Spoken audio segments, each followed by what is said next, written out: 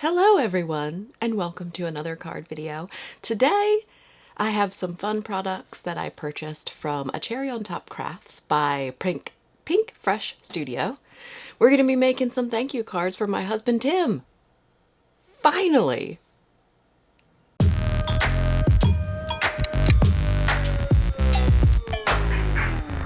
So if you saw my recent haul video, you saw that I purchased some products to fulfill a request for thank you cards for my husband Tim. That was really long. Like, he asked me years ago to do this. So I'm finally making some thank you cards, some roofing type thank you cards. So these are the products that I've purchased. I wish that I had the dies for this set in the Meadow, but all the dies were sold out like everywhere. I have to try again. And so we're gonna probably use the scan and cut since I don't have the dies. I don't want to fussy cut them. Don't want to. So I'm not. But let's see what happens. I sort of have a plan. Kinda. Let's see what happens. All of these products are from Pinkfresh Studio. This is called Built on Dreams, this house set. This super long stamp set is called In the Meadow. I love that Pinkfresh gives you a magnet to keep your dies on. It's just a magnet stuck between two layers of packaging. It's great. Who is going to store this? Like, for real. I had to cut it. I cut it to make it fit into my envelope because that's what I had. The house in the Built on Dreams stamp set is a little wobbly, so I'm afraid that it's going to be wobbly. And spoiler alert, I've already made the card, so I know that it turned out slightly wobbly, but I'm trying to make it as straight as possible here with my ruler. I would have paid the extra money to fill in the polymer for the whole set, for the whole house. I think then it would have had more rigidity and I wouldn't feel as anxious to make a wobbly house. But this is what we got. This is what we're working with, and it's gonna be awesome.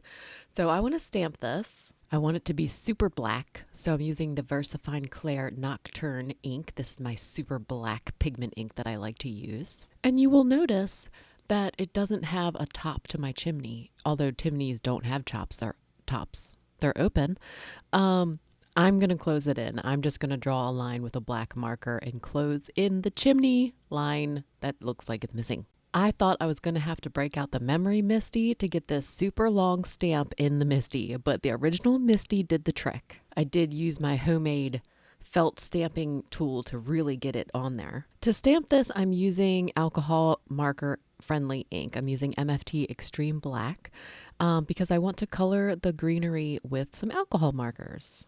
I'm stamping it onto Heavy Doodle alcohol marker friendly paper. I did stamp this a couple times to get good crisp lines. I knew that I was going to be using the scan and cut to cut it out, and there's more on that.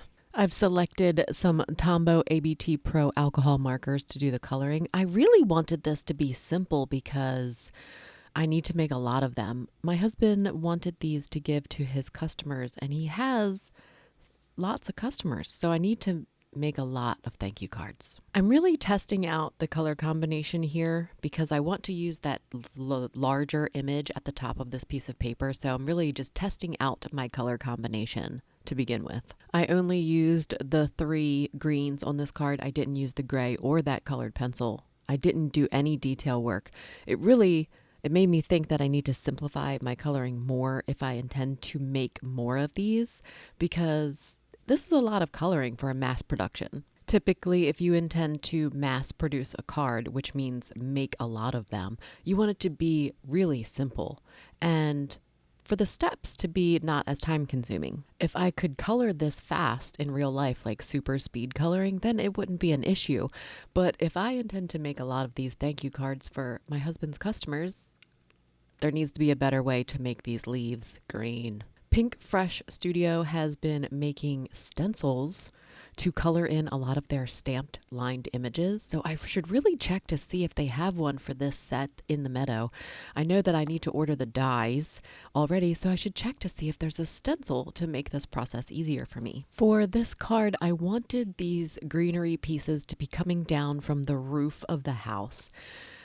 So I really need this larger image and maybe a couple of the smaller images to tuck and give it a little bit of dimension and tuck it underneath. The Scan and Cut does not like when the lines do not line up, and I will show you what I mean. So here's my wonky house. You can see that the bottom is not as straight as possible, but that's okay. We're going to work with it. I know that the Built on Dreams set has a stencil that you're supposed to stencil in here, but I'm not using that. I'm doing my own thing. I'm actually going to cut off that like piece at the top that looks out of place.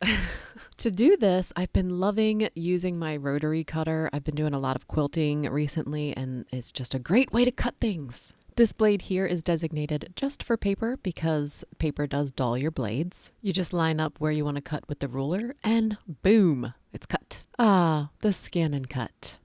So if the lines of your image are not complete, if the image is a bit whimsical at all, the Scan and Cut will have a hard time outlining and cutting the image. It didn't do the greatest job here, but it did better than me, so we're going to go with it.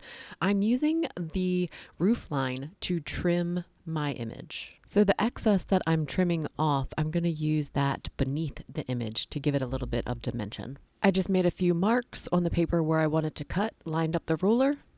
Shazam! Done. I still need a sentiment, so I'm going to do white heat embossed on black cardstock, and it's going to say, thank you. This thank you is from the Built on Dreams stamp set that I showed you earlier in this video. I love the bold look of this sentiment. I'm stamping it with Nouveau Clear Mark embossing ink and heat embossing it with Gina K Detail White embossing powder. My table is super shaky these days. I think I need Tim to give it a little bit of support. I've been asking him for a new work table in the studio, so I'm trying to draw up some designs of what I want to incorporate in the table. I've had this one for a few years and it's kind of makeshift from Target and IKEA pieces, so it's probably due for a new one.